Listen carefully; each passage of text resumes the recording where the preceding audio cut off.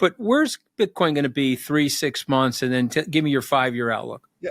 I mean, I try not to give price projections, and I know you always pin them out of me, but the point being is, we're very public on social media, and it's just people pin their hopes and dreams on a number you give them. But my general thesis is we will rally into year end. We will correct at some point. There's a bunch of hedge funds and RAAs and others who are into this who will need to take a bit of profits into year end. I think we'll get a bit of a shakeout, global liquidity slowing down somewhat, and then we should reaccelerate into the end of tax season. So my view is Bitcoin easily gets to 100 this year, and probably is 150 plus by March before it corrects again, and then we finish the year after a larger correction with a very strong rally into the end. Real Vision CEO Raoul has dropped another bold prediction. Bitcoin is on track to skyrocket, potentially hitting $100,000 by the end of the year and soaring to $150,000 or beyond by March 2025. But that's not all. He foresees a pullback to around $80,000 or $100,000 before the market rebounds with even greater strength. And in a surprising twist, Powell predicts Solana will outperform Bitcoin, closing the year near $400, while Ethereum will rise to become the preferred platform for institutional investors, thanks to its widespread adoption. Now, stepping back from the numbers, Powell points to what's driving this movement. Institutional investors, he explains, hold immense influence over Bitcoin's price. As they rebalance their portfolios at year-end, the market could see turbulence, but this disruption might set the stage for Bitcoin's resurgence. For those navigating these wild waters, Powell offers a strategy. Invest when the market feels weakest. It's not easy. Liquidity can be tight, but it's where the biggest opportunities lie. With Bitcoin riding a bullish wave and the crypto ecosystem evolving rapidly, Powell's vision paints a thrilling picture of what's to come. Let's watch clips from the interview for further insights into Raoul Pal's discussion. To stay updated on the latest financial and cryptocurrency content, like this video, subscribe to our channel and turn on post notifications. Thanks for joining us again. Enjoy the video. I've learned from being in this cycle for so long that really, if you can, when it just feels the worst, that's when you should be putting as much money in as you can. Obviously, it's also the hardest time because nobody's got money, because liquidity is being drawn out of the system. Everyone's feeling the pinch. So it's actually hard to scrape pennies from under the sofa, but it is the best strategy of all because your gains compound so fast when you do it. Well, I'm with you on that. I've learned that in my old age. I tell younger people, just nibble at things, make an investment every month, and don't look at it. Pay yourself first. But where's Bitcoin going to be 3, 6 months? And then give me your 5-year outlook. Yeah. I mean, I try not to give price projections, and I know you always pin them out of me, but the point being is, we're very public on social media, and it's just people pin their hopes and dreams on a number you give them. But my general thesis is we will rally into year end. We will correct at some point. There's a bunch of hedge funds and RAAs and others who are into this who will need to take a bit of profits into year end. I think we'll get a bit of a shakeout, global liquidity slowing down somewhat, and then we should reaccelerate into the end of tax season. So my view is Bitcoin easily gets to 100 this year, and probably is 150 plus by March before it corrects again, and then we finish the year after a larger correction with a very strong rally into the end. So that's how I think it plays out probabilistically. So when you say a correction, we're at 150, it corrects back to 80? Yeah, maybe something like that. Yeah. Maybe less. Maybe a 30% correction, so back down to 100. Kind of makes sense to me. Right.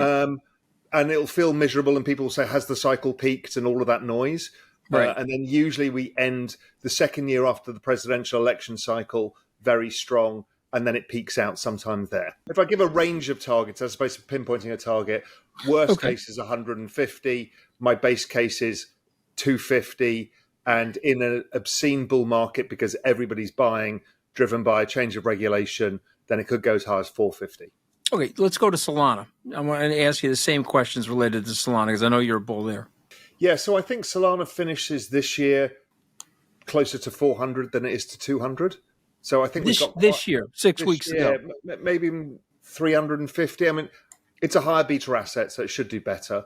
Okay. So I expect that to happen. I think, again, it'll follow the same kind of price path as Bitcoin, but it should outperform all of the way. It's been in this consolidation versus Bitcoin, sideways consolidation. The next leg should be altcoin season, and Solana should be the king of the major alts.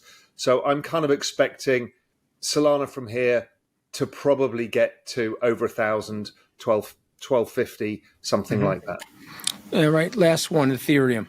Ethereum has been a laggard. I think it plays some catch up. I think it outperforms Bitcoin going forwards for a bit because, if we sit back and look at what the regulatory changes might be, that is the platform upon which most of the institutions will start doing stuff. It's the Microsoft decision. Every bank has Microsoft computers, not Apple computers. So I think that Ethereum actually does better than most people expect going into the end of the year. Again, same price pattern, outperforms Bitcoin, Solana outperforms Ethereum. So it's the risk curve. So there's something going on with the economy, and I think it's because the Fed took so long to cut rates. Because they were fighting the inflation demon of the past. They took too long, and that's kept a bulk of the economy slow. So if you translate that to the ordinary person, if you're running a sandwich shop in Manhattan or you're running a dry cleaners in Chicago, you're not seeing the money come in yet. You're not seeing growth, your business grow. Now, the forward-looking indicators suggest we will get that and we'll get strong growth coming forwards. But really, to get that business cycle turning, we still need the Fed to cut further.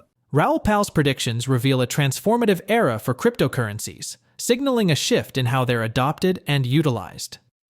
Bitcoin's anticipated fluctuations, rather than being a sign of instability, reflect the natural cycles of a maturing market. For savvy investors, these moments are golden opportunities to position themselves for future growth, as institutions increasingly recognize the value and potential of digital assets.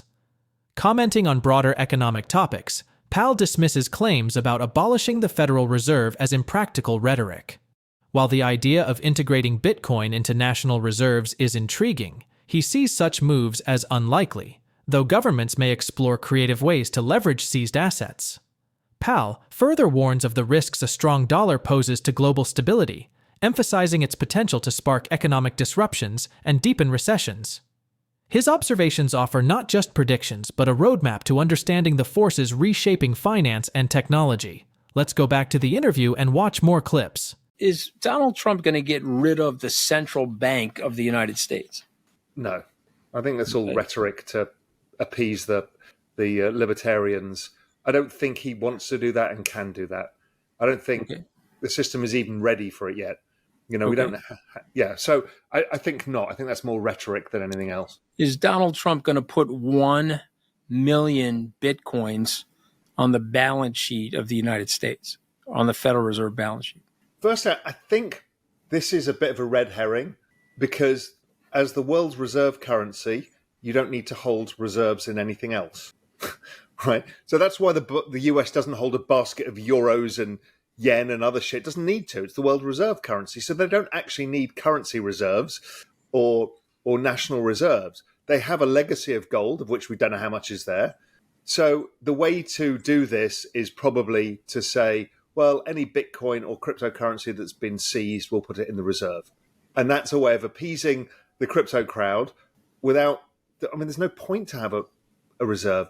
Maybe they do. Maybe they think that that's going to help them. But the worst thing it's going to do is just strengthen the dollar even further. And that is not good. A very strong dollar is a wrecking ball for the rest of the world. And without global trade and global demand, everyone goes through a recession. So you've got to kind of be careful of what you wish for. Paul, you think there's a boom coming, right?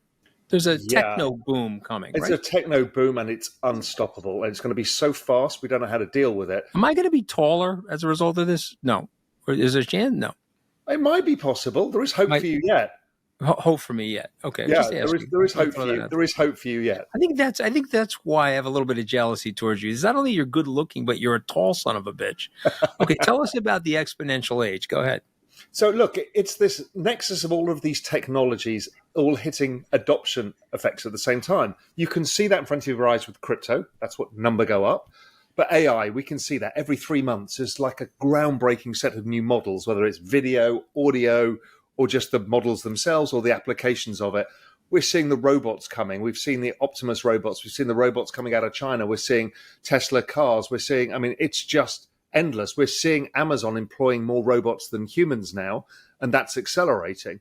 Then we've got the biotechnology stuff. We've got, you know, Google with their AlphaFold, which is the AI based around predicting protein sequences and what that can do for humanity.